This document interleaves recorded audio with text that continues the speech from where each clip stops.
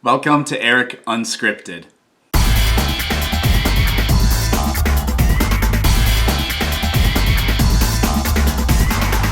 So my favorite author is Malcolm Gladwell. He has his own little spot on my bookshelf right next to the giant conch shell over there. I have referenced Malcolm's books in a bunch of my videos, especially lately. I feel like I've done 3 or 4 videos lately where I talked about something in his books. And the idea behind this video sort of was inspired by Outliers. I'm really not going to be telling any stories out of the book directly, but the book is about outliers, or like people or cases that are way outside the norm, right? So an idea is like, why are some people so incredibly wealthy? Why isn't it more common? Well, to be that kind of person, there has to be such a perfect storm. First of all, you have to be either a psychopath or a sociopath for the most part. It really helps if you're born in the right place and at the right time. It helps to be a man. There are so many factors that go into it. And it's kind of the same story with sports. How come, 10% of the players in the league are so much better than the rest of the league? Well, it takes a certain kind of athletic build. You have to get lucky just through genetics, and then you have to have the opportunities to train and all that kind of stuff. There's plenty of talent that goes untapped in the world, which is really too bad. But for the most part, when it comes to talent and other factors, very, very few people are born with that. Most of us are average, and the average person is just, kind of underwhelming in a lot of ways. So I don't know why I wanted to make a video on this. I just sort of thought, how much money do the top players make versus the bottom players? Because I knew that on a particular team roster, the highest paid player will make as much as half of his teammates, or maybe even more than that. There's this big disparity, and I wanted to see how much disparity there is, and then how each sport compared. Which sport is the least equitable, where the 1% has all the power and the bottom 50% or whatever just make, they all make really good money, but compared to you got people way up here and people way down here. So I got huge amounts of data and information on this. The website I used it's like this reference website. Maybe it's a bunch of different ones, but for the NFL, it's profootballreference.com. For the MLB, it was probaseballreference.com, I think, and NBA was probasketballreference.com. Just to outline how I did this, I'm looking at the amount of money they make, or they were scheduled to make just this current season or last season. I'm not going by total contract, because that just wouldn't work. Some people are under 10, 13-year contracts. Others are under 1-year contracts. So I couldn't compare that. So it's just how much money they were making strictly from their team salary, no endorsements, nothing like that. Just this sports season or last sports season. And I'm looking at the 4 major sports in the country, which is Major League Baseball, the National Football League, the National Basketball Association, and the National Hockey League. I think that's what that stands for. I don't watch any hockey. After getting all the data and going over it, I had to decide, how am I going to measure equality or equity or inequality or whatever? And I didn't really have a good idea on how to do that. So I just have tons of sort of numbers here that I'll sort of throw at you. And then I did some research on how you can actually calculate this kind of thing. And I have a graph for the end that I'll show that to you. So we'll start with baseball. The total salary schedule for baseball was almost $4 billion. It was $3.955 billion. That's how much total money the players made. And there are 877 players. This doesn't count minor leagues or developmental leagues or anything like that. The average salary of a Major League Baseball player is $4.5 million. Now, that's a lot of money, but you got to keep in mind that the people at the very bottom, there are a huge number of people making $500,000, way less than the average. And then if we look at the highest paid player, that was Max Scherzer. He made $42 million. I don't know if that was for this season, which isn't going to happen, or if that was last season, but scheduled for $42 million. Out of all that money, out of the almost $4 billion, I looked at where is half of that money going. So the top 11.86% of players are getting half of the money. So that's a pretty small percentage that has half of the money. 70% of the league, in fact, makes less than the average salary. So that's where the average of $4.5 million is really misleading. The top 10%, they have 45% of the money, and they make 4.5 times the average salary of Major League Baseball. The bottom 10%, they make 8.11 times less money than the average salary, and collectively, the bottom 10%, they only have 1.23% of the money. If you take the top half of the league, the highest paid players, the top 50%, they have 92.76% of the money. The top 50% have almost all of it. They have about 93% of the money. The top 10%, again, they have almost 37 times more money than the bottom 10%. And this is the one to me that's the most shocking. The top 1%, which is only 9 players in Major League Baseball, the top 9 players, they have the same amount of wealth as the bottom almost 51% of the league. These 9 players have the same amount of wealth as the bottom 445 players. That's crazy. Moving on to the NFL, we're going to compare the exact same numbers. Half of the money belongs to 10.35% of the league.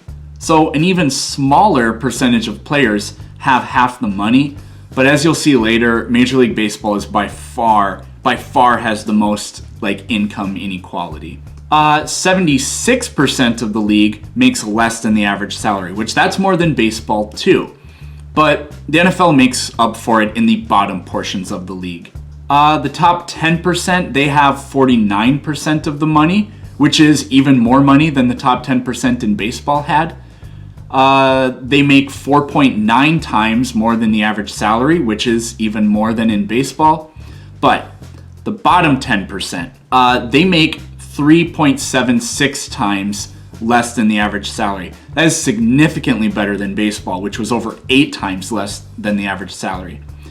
The bottom 10%, they only have 2.65% of the money, but that's well over twice as much overall wealth as Major League Baseball. Sorry, I forgot a couple things here. So what's really weird is between the MLB, NFL, and NBA, the total salary schedule is really close. For the NFL, the total player's salary was $3.561 billion. There are way more NFL players. There's 1,913 of them, and the average salary is $1.86 million, way less than the average in baseball. But there's so many more players. Anyways, back to where we were.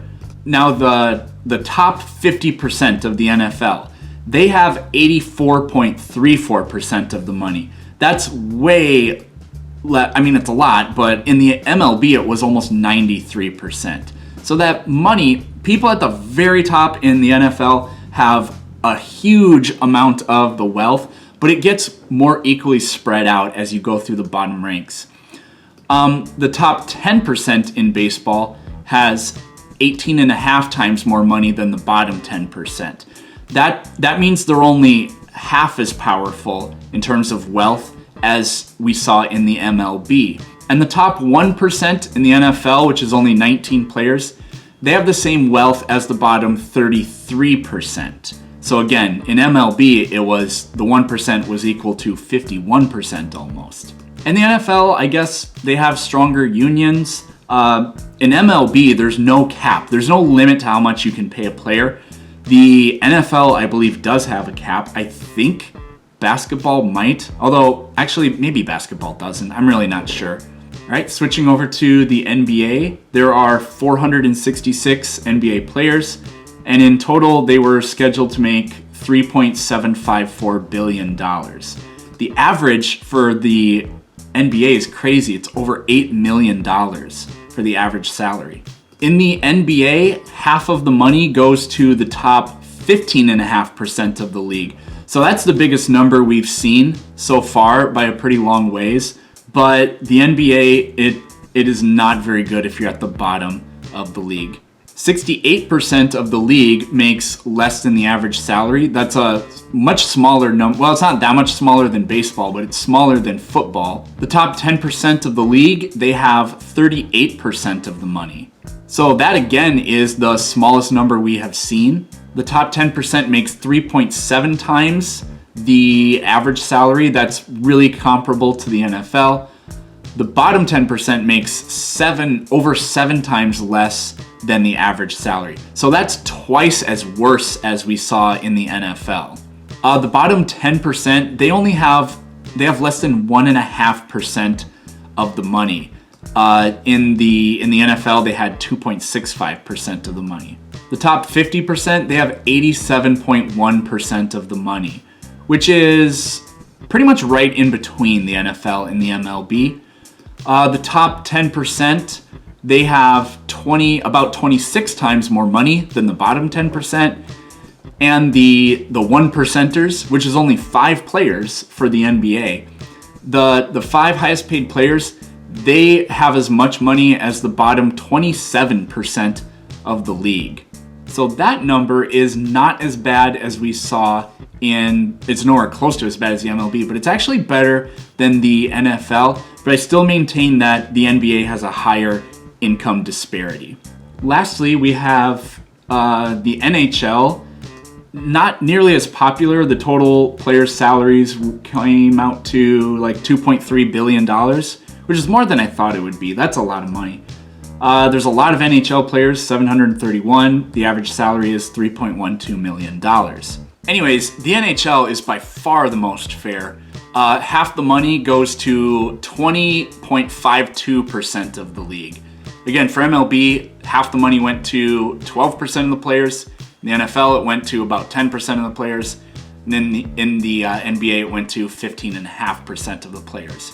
60% of the NHL makes less than the average salary. That's way better numbers than we saw in any league. The top 10% only has 30% of the money. Again, that's way better than we saw anywhere else. The top 10%, they only make 3 times the average salary. The bottom 10%, they make about 4.5 times less than the average salary. The bottom 10%, this is fairly comparable to the NHL. The bottom 10% only has 2.25% of the money. The top half of the league, they have 84% of the money. So that's about exactly the same as we saw in the NHL. The top 10%, they have 13.4 times more money than the bottom 10% too.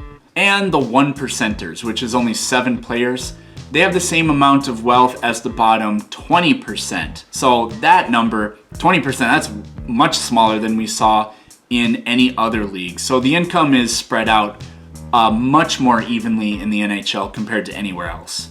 There's so many different ways to try to calculate income inequality. I looked up a scholarly article here. There is the Atkinson Index, the coefficient of variance, decile ratios, generalized entropy, the Kekwani Progressivity Index, say that 10 times fast, proportion of total income earned, Robin Hood Index, 7 property measure, blah, blah, blah, blah, blah. The one I went with is something I've heard before. It's called the Gini Index. You break the population, which in this case would be like the number of players or whatever, into fifths. So you have 20% chunks of all the players. And I have everything graphed in order, the highest paid player at the top and then lowest paid players at the bottom. So I could find the top 20% highest paid, and then the bottom 20% lowest paid, and then the 20% that are in the middle. And what you do is basically you graph that and it's cumulative. So you have the bottom 20%, and then in the next case you have the cumulative 40%, in the next case the cumulative 60%, so on and so on. What's really crazy is the top 20% in each sport, they just have so much money. In Major League Baseball, if you add all of the salaries of the bottom 80% of the league, 80%, those 80%, they only have 32.5% of the money. In the National Football League, they only have 35%. In the NBA, they have 41.4%. And in the NHL, they have almost 51%. So here's the graph of this. This is a Gini Index. The red line, that would be perfect inequality. If every single person made the exact same amount of money, you would get a 45-degree angle. Your slope would be 1/1. So basically, the farther you deviate away from that 45-degree angle, the less equality you have. So we can see pretty clearly, and just by hearing the numbers, Major League Baseball is by far the one with the greatest disparity between those at the top and those at the bottom, but also those at the middle compared to those at the top. The next worst appears to be the NFL. If you look at the middle portion, it bulges farther out than anything other than MLB. However, I don't think that tells the entire story, because if we look at the bottom 20%, and if we look at the cumulative bottom 40%, for the NFL, they're the most fair to the people at the bottom. We can see the NFL line is the closest to total equality for the players in the bottom 20%, and for the players in the bottom 40%, it's also closest to the middle. And then for the bottom 60%, it's the next closest. So in my estimation, I think the NBA is the second most unequal. And then it was kind of obvious, but the NHL is really the most fair. So why is there so much inequality? Well, if you think about it, you think about how many players are in the Hall of Fame for each of these sports. I don't know what the exact number is, but it's probably something like 1 to 3% of all the players that have ever played are in the Hall of Fame. To be at the absolute top in your sport, where it's so unbelievably competitive, and they have literally the entire world at their disposal for players that they bring in, only a tiny, tiny minority of players are going to be the ones that are transcendental, that are just head and shoulders, talent-wise, above everybody else. But then there's the fact that it's not just that you go out there and win games, it's that people want to come and watch you. You have to be charismatic. A lot of players just aren't all that charismatic, and so that plays a small factor into how much money they're going to make. Now, they can get endorsements from those things, and that's totally separate from what the owner is paying the players, but it does have a small part to do with it. So that's pretty much all I got with this. It was fun. It was a huge data dump, I know, but I don't know. I'm weird and I'm nerdy, and I think it's cool to look at numbers like that. So hopefully you thought that was kind of interesting, and thank you for watching.